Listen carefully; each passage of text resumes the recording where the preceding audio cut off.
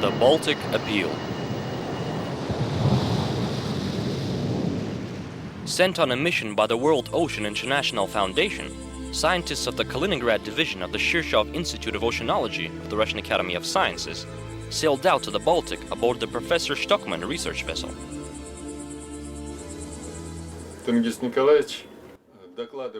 Doctor of Physical Mathematical Sciences, Vadim Paka. Greetings, Mr. Borisov. I would like to report that the expedition is going smoothly, and we have not acquired any sensational material. However, I think that the most interesting results are the new sonar images of some old and already mapped sunken objects.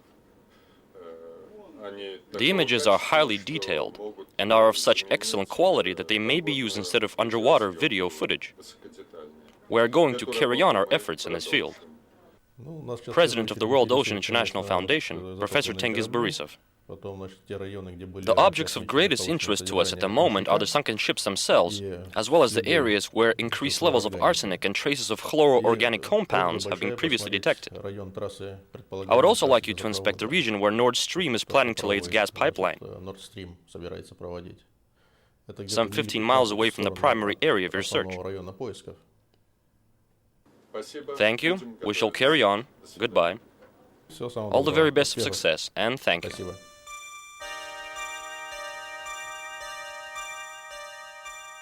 The older generation has left a dangerous legacy of the Second World War to the inhabitants of Europe. Today, few people are aware of the fact that the chemical weapons captured in West Germany at the end of the war were dumped by the Allied occupational forces in 4 offshore strips in Western Europe.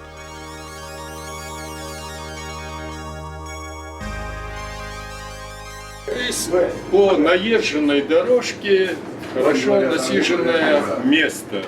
So we have taken this beaten road and have arrived at our destination, where the biggest dump of chemical weapons in the Baltic Sea has been resting east of Bornholm since 1946. There is over 30,000 tons of packed cargo down here.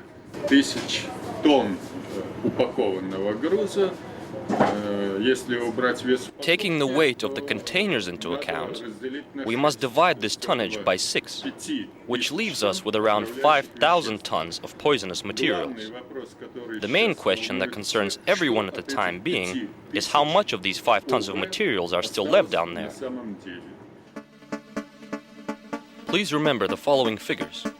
A total of 302,875 tons of chemical weapons, or roughly 55 to 60,000 tons of chemical materials, lies dumped on the bottom of 6 offshore areas in the seas of Europe.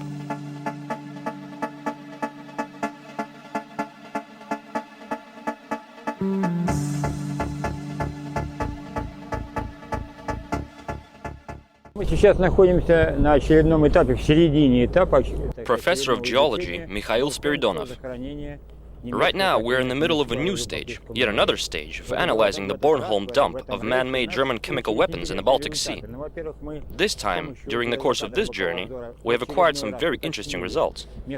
First of all, we have used a side-scan sonar to once again determine the precise location and acquire an image of a vessel lying on the bottom and loaded with chemical weapons.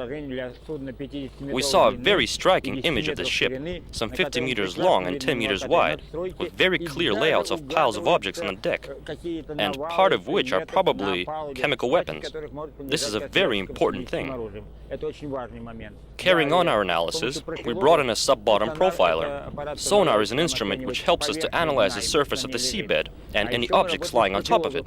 Apart from sonar, we also use a sub-bottom profiler, which showed us that several man-made objects rest at a depth of 1.5 to 8 meters below the seabed.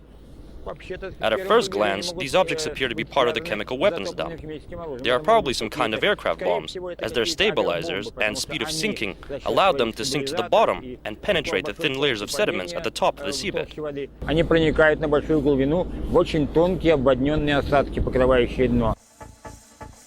The scientists studying the Baltic waters claim that the greatest threat to the environment is posed by mustard gas. The greatest part of dumped gas rests in shells upon the seabed, where, after gradually mixing with water, it turns into blocks of toxic gelatine, which remain lethal for many decades.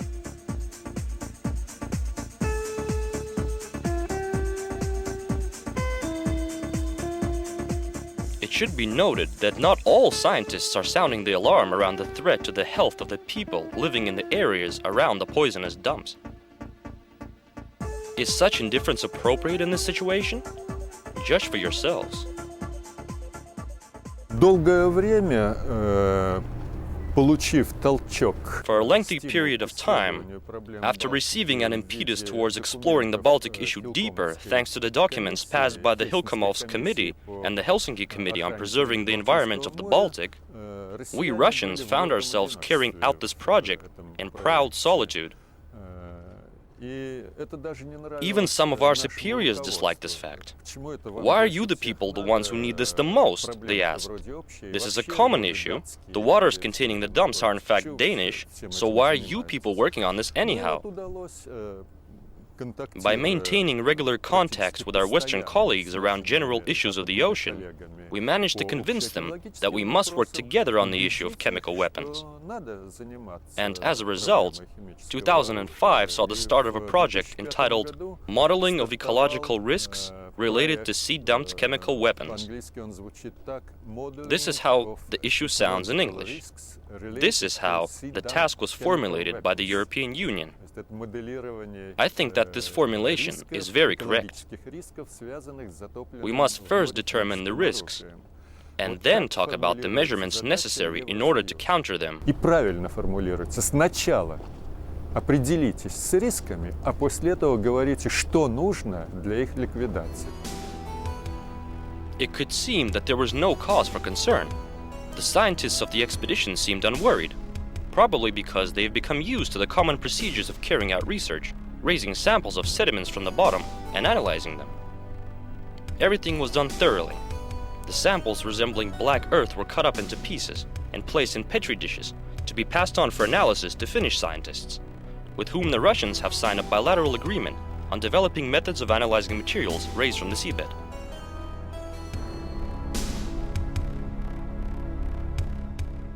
At the end of this film, we shall tell you about the results of this research.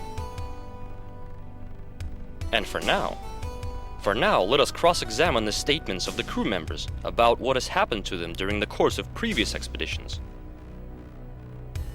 Facts are stubborn things. Candidate of Geological Mineralogical Sciences, Andrei Grigoriev. One morning I went below deck to check on the samples, as it was part of my responsibilities. I opened the hatch in the drying room and took a single breath, just one breath, and immediately felt my lungs begin to burn. A single breath of the air in that room seemed to set my lungs on fire. I flew up the steps onto the deck on a single breath and tried to breathe in. I took an effort, a great effort, before I was able to take a breath. It felt like a rasper running down my air duct. I tried to breathe out. I had to make another effort just to do that. People usually breathe without even thinking about it. Right now I'm talking to you and I'm breathing. You're talking to me and you're breathing. But at that moment I found it hard just to take a single breath. I strained to breathe in, I strained to breathe out, and so on. The others tried to unsolder me with some milk, but nothing seemed to help. A thorough analysis of the issue shows that the first significant outburst of mustard gas as a result of corrosion to the shells of the chemical weapons is expected within 60 years after sinking. Just count for yourselves.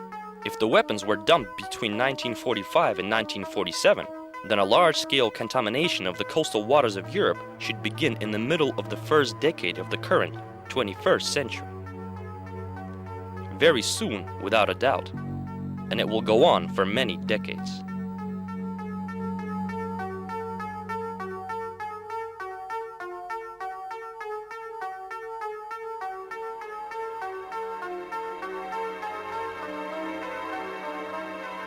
Уже мы можем сказать кое-что о результатах анализа, который мы проводили здесь на борту, экспресс-анализа. Candidate of Chemical Sciences, Yuri Savin. Right now, we can already say a few things about the measurements we're making on board this ship, approximate measurements, to be more precise. First of all, we have analyzed some 40 samples of seabed deposits for heavy metals and arsenic. These measurements have revealed several anomalous points, where the concentration of arsenic is up to 7 times greater than the background level in the Bornholm Trench. Such anomalous points of concentration tell us that there is probably a dump somewhere in the area, that the points are somewhere near a sunken ship. During the course of this stage of the expedition, we have inspected 4 objects which present sunken vessels that possibly carry armaments, including chemical weapons. Обследовали 4 объекта, которые из себя представляют затопленные суда, возможно, несущие на себе вооружение, и в том числе химическое оружие. We have also inspected 3 areas, so-called hotspots, discovered during the course of past years. One of these polygons was discovered in 1997 and is an arsenic hotspot. Another, discovered in 2002, presents a hotspot of mustard gas. Finally, last year, during a previous expedition aboard the Stockman, we discovered a 3rd area with a high concentration of a lacrimator, chlorine gas. Обнаружена одна точка, содержащая хлороцетофенон, лакриматор. There is an indisputable law in life. Efforts must be united in order to ensure survival in this difficult world. Directors of the World Ocean and Clean Baltic International Foundations and of the International Institute of Economic Security in the Baltic and North Seas have prepared a united Baltic Appeal, addressed to the nations of Europe and concerning the chemical and conventional weapon dumps left over from the Second World War. The Baltic Appeal. The aim of the Baltic Appeal is to unite all the progressive efforts of people on the European continent and across the world who care about the fate of the world ocean, in order to eliminate the chemical threat lying at the bottom of the Baltic and North Seas.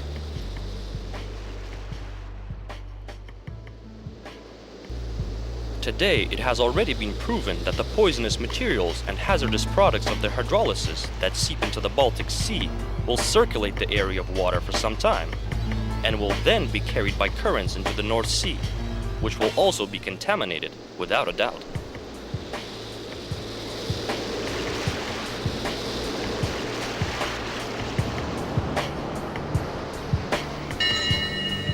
Taking into account the proven fact that, having remained in a hostile environment for over 60 years, these weapons have given in to corrosion and are currently poisoning the marine environment, the flora and fauna, the seabed, the seaweed, and fish.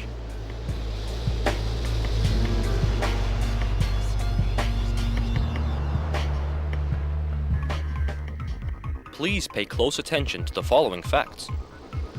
The genetic consequences of contamination by the sunken legacy of the Second World War bears 2 significant properties. First of all, any human genetic changes are irreversible, and any initial mutations will never leave the gene pool. Secondly, the contamination of human genes by chemical agents may result in unpredictable changes in future generations that may be impossible to eliminate, even by means of arch-effective medicine and flawless medical technology.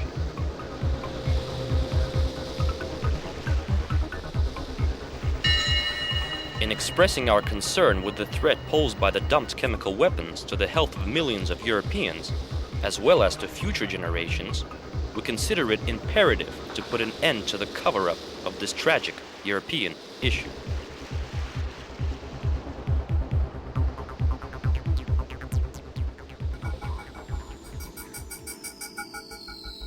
It is well known that the laying down and operation of a gas pipeline bears significant risks all of its own. And what if such a pipeline is to be laid down across 1,200 kilometers of the Baltic seabed, from the city of Wyburg in Russia to Greifswald in Germany? And not simply along any seabed, but along a seabed paved with lethal chemical weapons, filled with poisonous materials.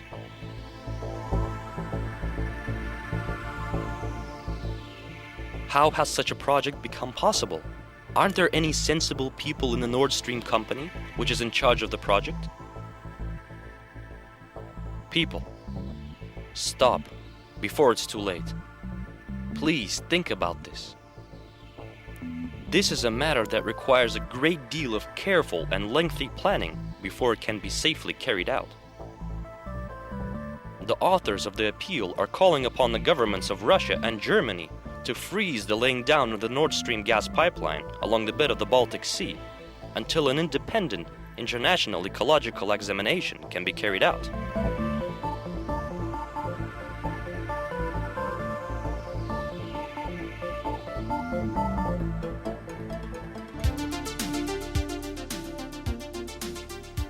Arnold Pork is an international jurist. He specializes in peacefully resolving territorial disputes. His motto is to broaden the horizons of mutual understanding between countries and nations. He is a professional negotiator and is constantly working on improving intergovernmental relations between Estonia and Russia. Я смело и ответственно утверждаю, Founder of the Clean Baltic International Foundation, Estonia, Dr. Arnold Pork. I am bravely and responsibly stating the fact that, were it not for the construction of the North European gas pipeline announced in 2005, the parliaments and governments of all these countries would still be acting like there's nothing but peace and quiet in the Baltic and North Seas. However, as a famous Russian proverb says, a man won't cross himself until he hears the thunder. Well then, it is thundering, and yet not everyone can hear it. Even in spite of the fact that all the measures we are proposing are very strict measures indeed. Impose a moratorium, place an embargo, prohibit the laying down of this pipeline until an international technical examination can be carried out. We must take responsibility for our future, for the future of our children. Otherwise, that future may not even come to be. Therefore, let us fight together for the sake of our wonderful planet. Поэтому давайте поборемся за нашу замечательную планету.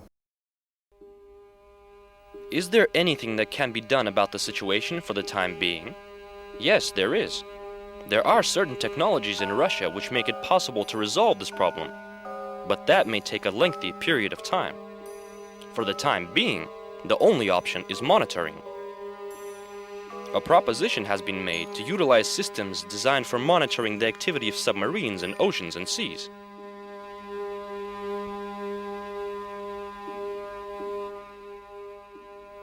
Such systems are being manufactured in the United States of America and in Russia.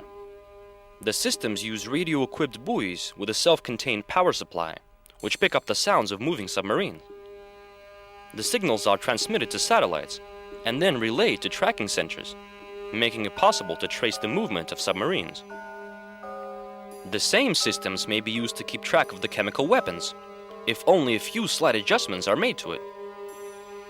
The sound-sensitive detectors can be replaced by sensors that react to the slightest changes in the chemical composition of water.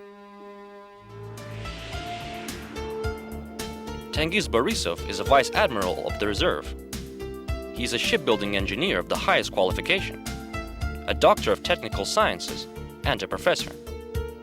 The sphere of his scientific interests covers the issues of ecological terrorism and possible ways of its prevention. For over 15 years, he has been leading the work on mapping the graveyards of captured German chemical weapons dumped in the Baltic Sea and the Skagerrak Strait.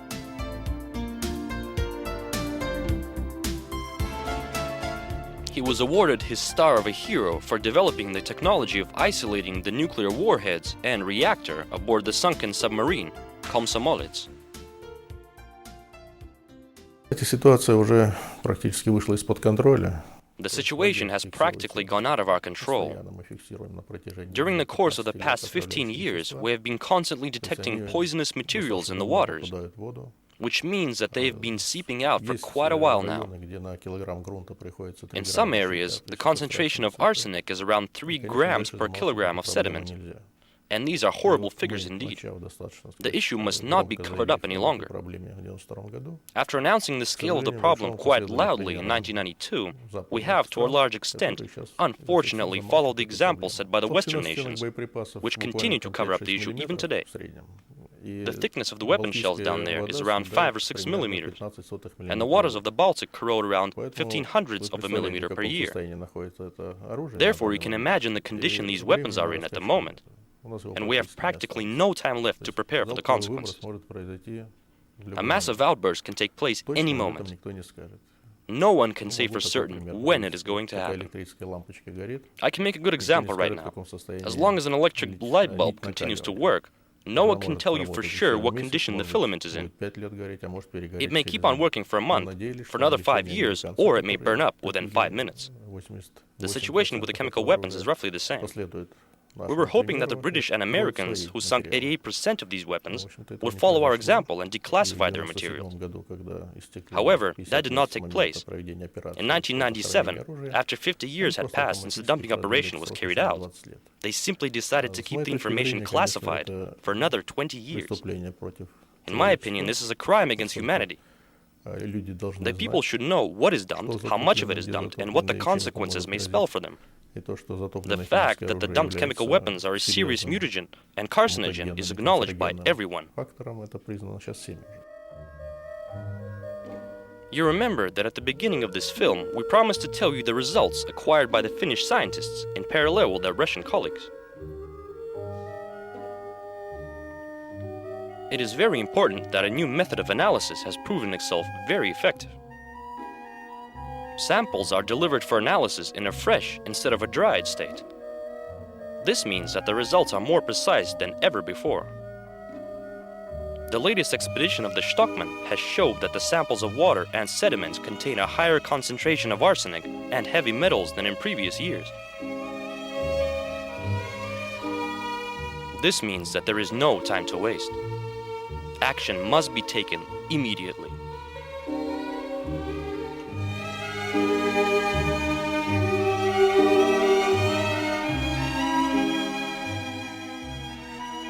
Scientific consulting provided by Professor Tengiz Borisov. Written and directed by Ella Vlasov. Journalist Yelena Gorina and operator Maxim Tolstoy took part in the expedition. Video edited by Igor Yeremeyev. Computer graphics by Oleg Nikonov. Administrated by Tatiana Barashkova. Narrated by Gleb Bachurin.